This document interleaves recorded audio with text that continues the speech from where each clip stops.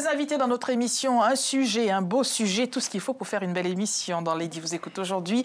Nous parlons de l'emploi des jeunes à la faveur de la visite sur notre plateau de deux personnes qui ont des choses à partager avec nous. Nous allons les recevoir ensemble. Monsieur Saïd Ismaïla, bonjour monsieur. Bonjour et merci de nous avoir invités sur votre plateau. Merci à vous d'être venu dans Lady vous écoute. Vous êtes biologiste, mais nous n'allons pas parler de biologie, cela ne vous fâche pas, n'est-ce pas? Non. Aucun problème. Avec nous aussi sur ce plateau, monsieur Dachari Mikidash. Bonjour, monsieur. Oui, bonjour. Alors, comment vous présenter ou comment ne pas vous présenter? Vous êtes président du think tank, il faut que je mette mes lunettes parce que j'ai l'air comme ça, mais je suis vieille, Cercle des économistes et des experts comoréens. Vous êtes inspecteur des finances publiques, vous êtes membre de la Commission nationale technique de la diaspora en France. Rien que ça. Oui, bon, c'est... Nous allons donc parler de l'emploi des jeunes. Nous sommes en France, mais il y a les pays d'origine de toute la diaspora et puis les Comores aussi, sans oublier d'où vous venez. Aujourd'hui, qu'auriez-vous envie de partager avec nous sur ce sujet? C'est ce qu'il faudra faire pour que les jeunes, parce qu'il y a aujourd'hui, partout dans le monde, il y a beaucoup de jeunes qui sortent des universités, qui sortent de la scolarité, et qui sont sans emploi. Donc, c'est de parler des mesures qu'on peut mettre en place partout dans les pays, surtout en Afrique et notamment aux Comores, oui, et qui permettraient à ces jeunes de retrouver de l'emploi. Car la question, c'est est-ce que ça sert encore à quelque chose de faire des études et qui plus est des études supérieures, si c'est pour après cela ne pas trouver d'emploi? Tout à fait. En fait, quand on regarde les pays africains, c'est que le chômage dépasse les 50%. Or, l'Afrique dispose de ressources à la fois naturelles, mais aussi humaines, et technologique pour créer de l'activité et de l'emploi. Et on sait que cette année-là, bon, il y a beaucoup d'élections présidentielles en Afrique. Hein. Et là, ça doit être la question. Comment faire pour relancer l'activité pour les jeunes? Et là, il y a des choses, notamment en ce qui concerne la formation. Parce que quand on regarde les études universitaires, ce n'est pas tout à fait adapté. Et non seulement ça, mais on oublie qu'il y a des jeunes qui sont là, qui sont déscolarisés. C'est-à-dire qui commencent leurs études, ils ont du mal à aller plus loin et il n'y a pas de structure de formation professionnelle et technique pour les aider à se prendre en charge et à apprendre un métier.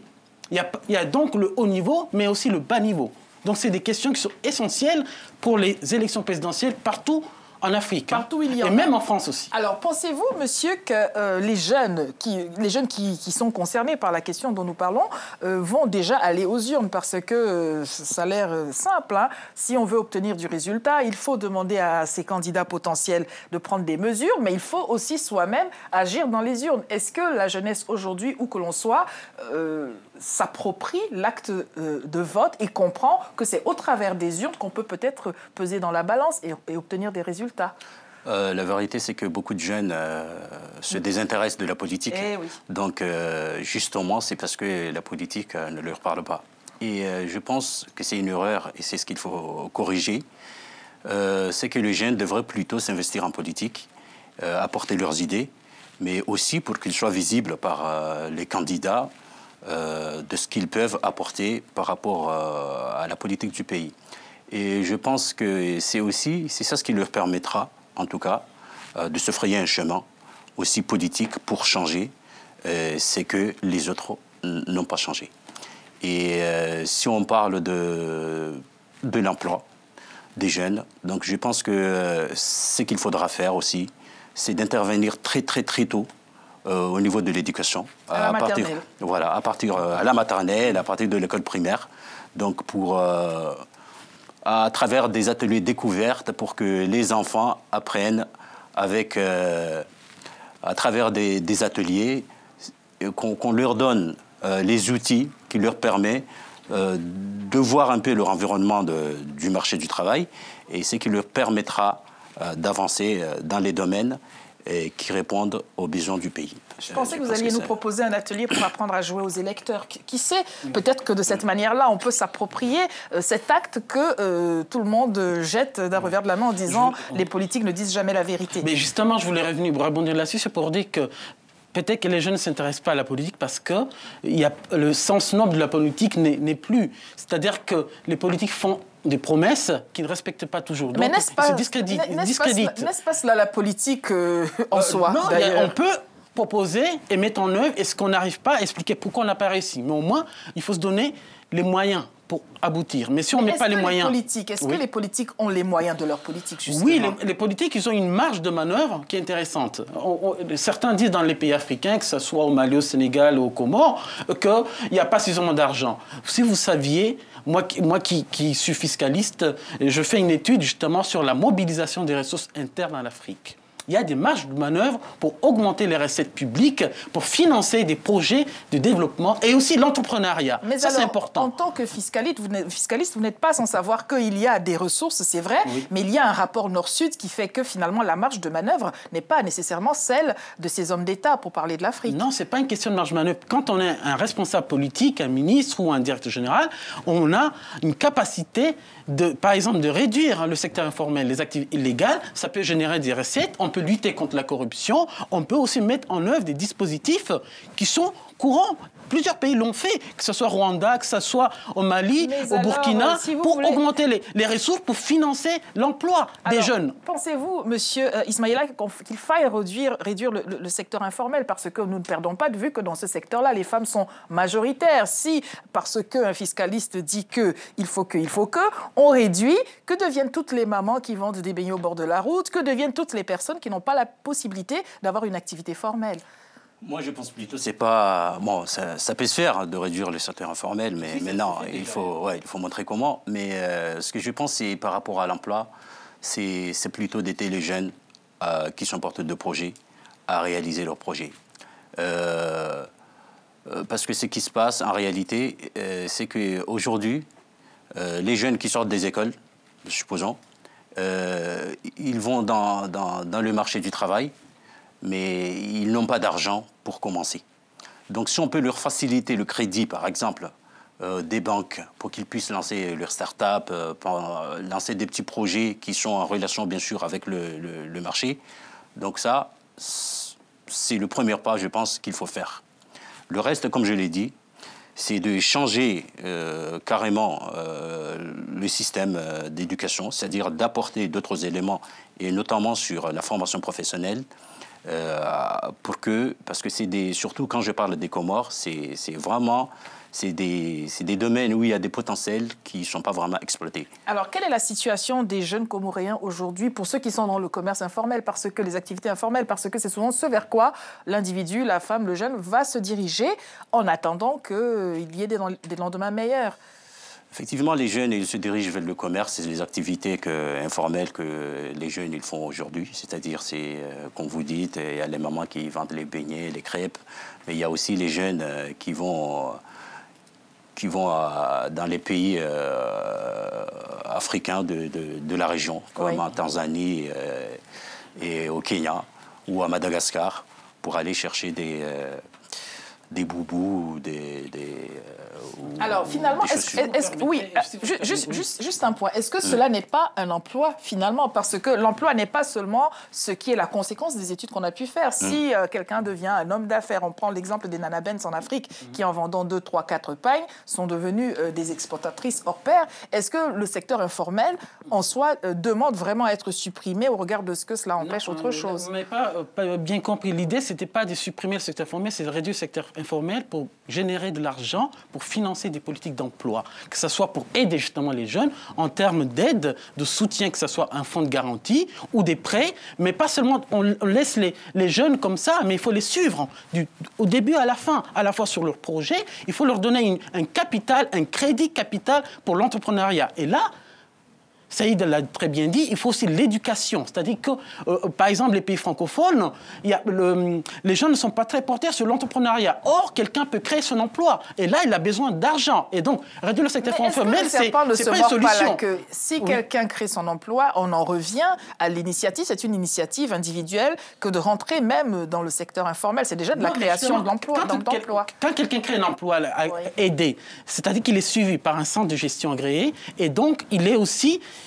il entre dans le système. Ce n'est pas justement en sortant. Et les femmes qui travaillent dans les rues, on peut les aider justement, que ce soit les jeunes femmes ou hommes qui travaillent, qui vendent des beignets, à leur donner un capital pour commencer. Il y a la microfinance qui existe. Le problème en Afrique, c'est que le taux d'intérêt est très élevé. Et donc, il faut une politique volontaire pour abaisser les coûts et aider justement les gens, les jeunes, les vieilles, mais aussi les gens qui sont déscolarisés. Monsieur a dit les vieilles en tendant la main vers moi. Qu'est-ce que je lui fais? Non, vous n'êtes pas si vieille que ça. Oui, non, mais enfin, tout le monde l'a vu. Hein, mais non, mais vu. Il a dit les vieilles, les jeunes, c'était vous, la vieille, c'était moi. Alors, la vieille, elle va vous répondre, monsieur. Non, moi, je suis la vieille, elle va vous répondre quelque chose de la part de toutes les vieilles. Vous avez besoin de non, chance, la vieille, elle va vous dire quelque chose. Oui. Les femmes, elles n'en veulent plus des microcrédits. Pourquoi? Les femmes, elles veulent, et je voudrais croire que les jeunes aussi dont nous parlons, puisqu'il est question de leur emploi, les microcrédits sont des micro-solutions pour des personnes qui n'ont pas des micro-initiatives. Oui, on voudrait pouvoir accéder de manière... Alors, est-ce que on peut graduellement augmenter avec leur activité. C'est-à-dire qu'on fait des tests. Est-ce que les fiscalistes, justement, et pour l'Afrique et pour le reste du monde d'ailleurs, peuvent apporter quelque chose qui ne soit pas toujours ce schéma de microcrédit pour les femmes et les jeunes? Voilà, moi je vous donne l'expérience, l'étude que j'ai menée et que je pense aussi pour les Comores. Il y a certains pays qui ont créé ce qu'on appelle une caisse de dépôt et en France, ce qu'on appelle la caisse de dépôt et consignation. En Afrique, il n'y a pas de consignation, mais c'est l'argent qui dort dans les banques. Les banques disposent de l'argent, ils ne savent pas quoi en faire. Mais ils ne veulent pas prendre de risques, il n'y a pas de fonds de garantie. Et justement, on peut accompagner les vieilles et les jeunes. Justement, je reviens, non pas avec un microcrédit, mais en les accompagnant. Moi, je pense plutôt... Tout n'est pas... Allez-y, je vous prie. Tout n'est pas problème. Monsieur persiste, il n'y a rien à faire. Tout n'est pas problème d'argent. Oui. Il y a aussi le fait que... C'est-à-dire, si on arrivait à mutualiser les expériences des acteurs économiques, que ce soit ceux qui sont formels ou informels, notamment dans l'agriculture, par exemple, créer des coopératives pour que les gens aussi travaillent ensemble. Donc, on aurait pu... partager des expériences et permettre de développer mieux l'emploi, que chacun travaille de son côté. Parce qu'en réalité, c'est ça ce qui se passe. Quand je prends l'exemple des Comores, ce genre de coopérative qui permettait aux agriculteurs, par exemple, ou à d'autres métiers d'ailleurs, donc ça n'existe pas. Et donc, il n'y a pas de partage ni d'expérience, ni de connaissances. Et ça ne permet pas ni des échanges. Et donc, ça, c'est aussi un frein par rapport au développement de l'emploi. Alors, comme vous parliez des Comores, quels sont les secteurs d'activité aujourd'hui aux Comores vers lesquels les jeunes pourraient être prioritaires? Qu'est-ce qui leur tend les bras ou qu'est-ce qu'il faudrait aménager pour qu'ils puissent trouver leur compte? Ce qu'il faudra aménager d'abord, il y a des secteurs potentiels inexploités aux Comores, comme le tourisme, déjà. Donc, il faudrait que l'État...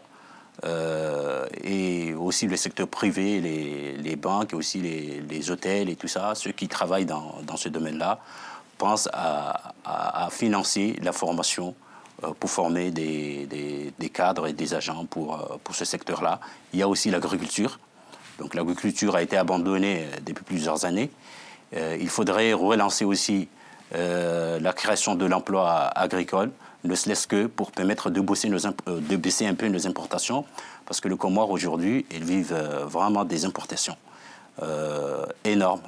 On a une balance commerciale, je crois, de 180 millions d'euros, et ça, c'est énorme, déficitaire. Pour rester sur les Comores aussi, parce que vous disiez tout à l'heure que les formations des jeunes ne sont pas nécessairement adaptées. Est-ce que, pour parler de l'exemple qui a été donné, le tourisme ou l'agriculture, les jeunes aujourd'hui sont des jeunes sans frontières et peut-être qu'ils n'ont tout simplement pas envie, au regard des considérations, des réalités locales, de rester dans le domaine de l'agriculture ou celui du tourisme. Ce sont des jeunes comme tous les jeunes de la planète qui veulent des startups, qui veulent de l'informatique. Que faire? C'est qu'il y a l'économie numérique qui est importante, c'est-à-dire justement les technologies. Là, on peut créer des plateformes de formation des jeunes dans le domaine du numérique. Là, au Comores, par exemple, il va y avoir bientôt la 4G. Il y a un deuxième opérateur qui est arrivé. Et là, ça va booster l'économie. Et on peut aller faire un parc technologique et embaucher des jeunes, les former pour viser le marché de l'Afrique. Ça, c'est un secteur qu'on peut développer. Il y a aussi l'économie marine, ce que j'appelle l'économie bleue. J'ai écrit un article là-dessus. Et là, on peut proposer... Vous avez écrit des articles surtout? Oui, sur les domaines économiques. Et là, sur l'économie marine, c'est un secteur, la richesse hydraulique. La mer, l'Afrique dispose d'une mer. Et ce n'est pas suffisamment exploité. On sous-traite l'exploitation de la mer.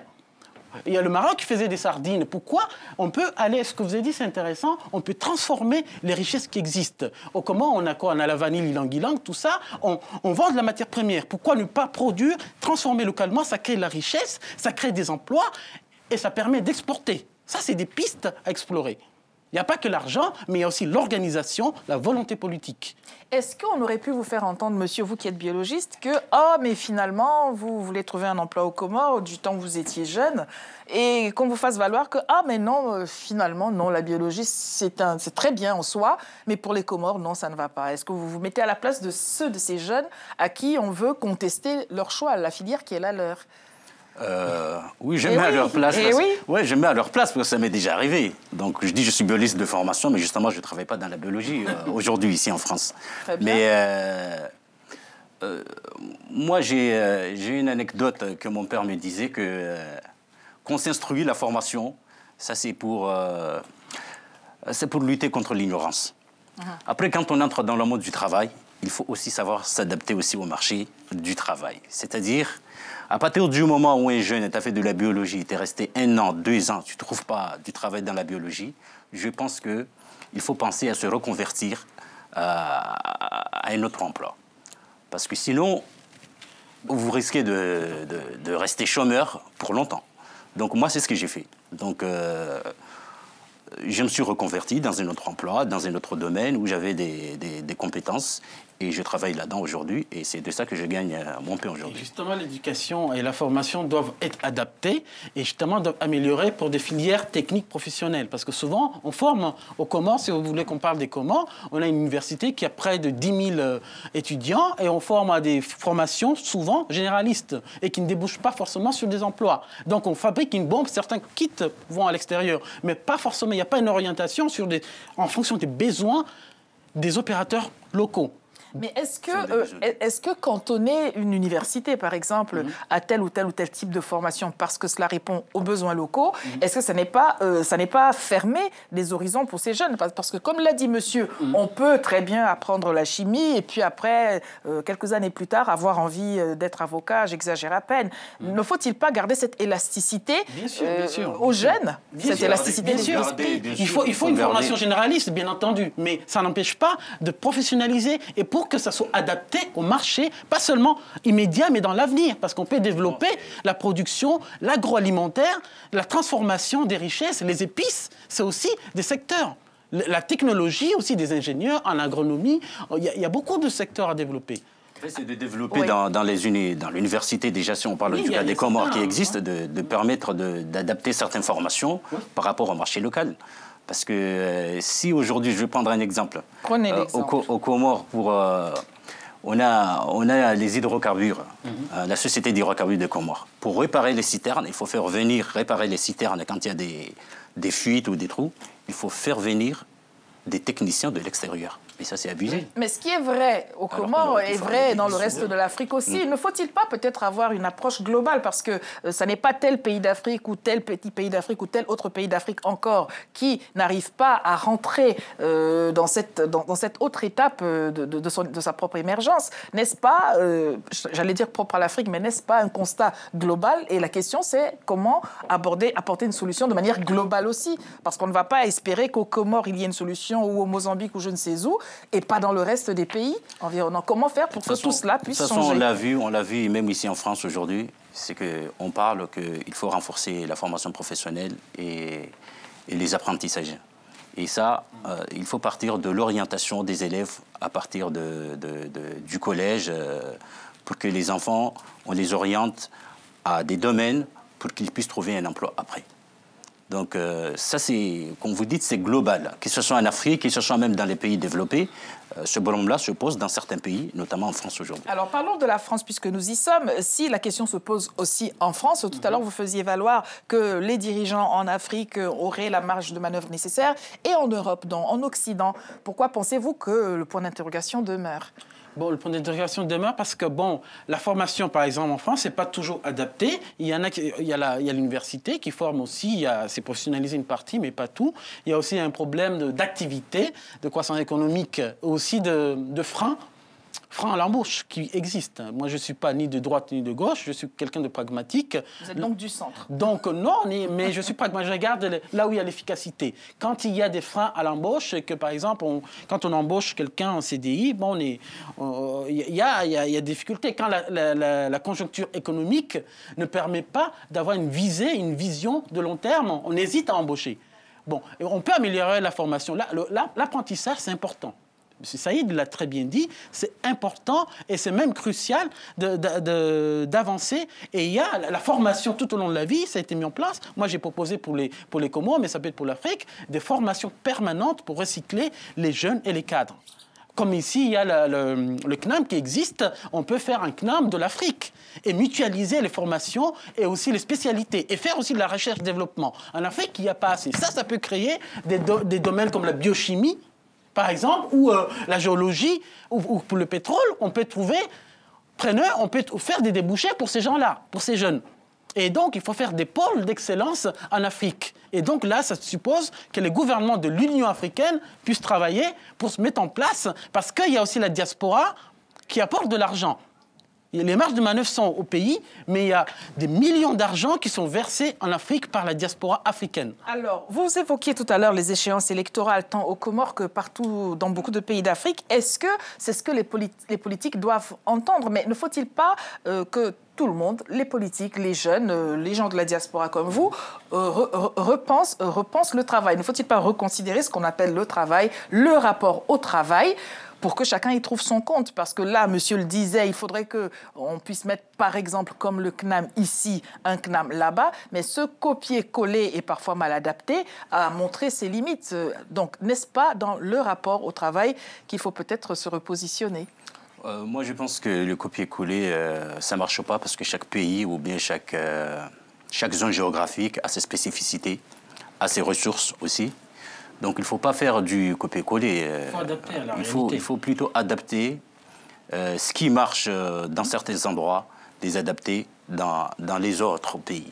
Donc, moi, je pense surtout que pour l'Afrique, ce qui peut marcher pour l'Afrique, c'est qu'il faut qu'on ouvre les yeux, qu'on regarde quelles sont les ressources qu'on a en Afrique. Aujourd'hui, beaucoup de pays africains, c'est-à-dire le soleil, brille en Afrique mieux que partout.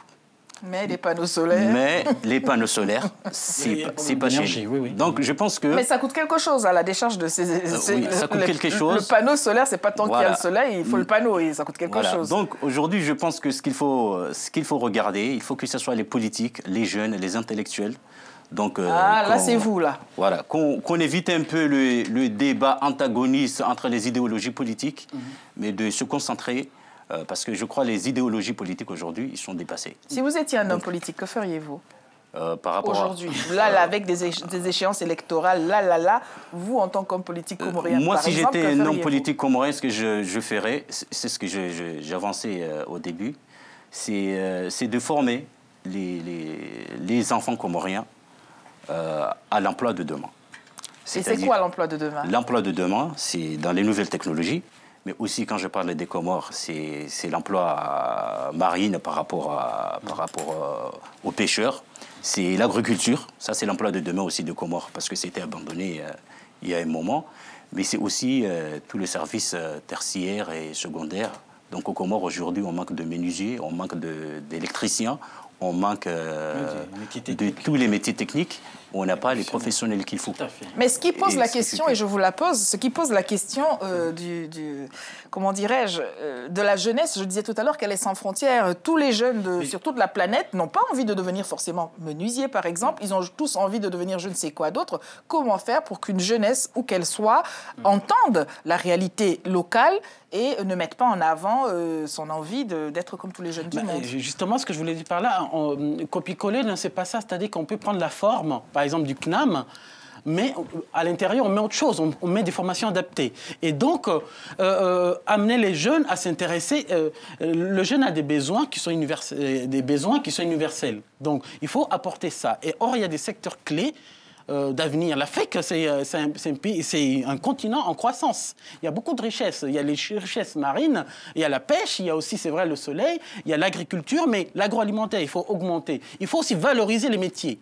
Par exemple, l'agriculture, comme au Comores, par exemple, un ingénieur, il ne voudrait pas aller sur le terrain parce que le métier est dévalorisé. Ça aussi, il y a un axe à développer. Mais est-ce que ça n'est pas à cause des cols blancs comme vous de la diaspora, fiscalistes, président de ceci et de cela, qui font que celui qui est seulement agriculteur au Comores se dit je pèse peu lourd dans la balance? C'est que les politiques ne font pas le travail qu'ils devaient faire.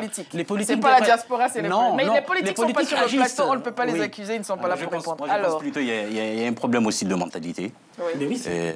Il faut que ça s'opère là-dessus parce que, comme il l'a dit, il y a beaucoup de gens et de jeunes, et même des pères de famille et des enfants qui ne veulent pas que leurs enfants deviennent des agriculteurs. Parce que c'est un métier qui n'a pas été valorisé, qui ne veulent pas que leurs enfants deviennent pêcheurs. Mais qu'est-ce qui doit valoriser le métier, justement? C'est-à-dire, ce qui doit valoriser le métier, c'est... Si les modèles qu'il y a, c'est vous de la diaspora, moi, je pense blanc sur un plateau télé, vous n'avez pas la terre au bout des doigts, donc comment voulez-vous que ça devienne un modèle? Je pense que c'est nous aussi d'aller sur le terrain et de changer d'enlever la veste et de prendre la machette et de toucher la terre. De leur montrer de toucher la terre. Non seulement ça, mais on peut regarder les exemples réussis dans le domaine et les valoriser. Les gens qui travaillent dans le domaine, on peut les valoriser. C'est un peu comme ici, il y a des Noirs, il y a des Blancs qui réussissent. Il ne faut pas mettre toujours en avant ceux qui échouent, mais ceux qui réussissent, c'est une façon de valoriser aussi. Le temps qui nous était accordé échu. Nous espérons avoir suscité la réflexion. Nous vous souhaitons, à vous qui devez donc voter, où que vous soyez, aux Comores notamment, de prendre la bonne décision. Tout le monde a entendu ce qui a été dit, les politiques, les jeunes et les vieilles. À demain.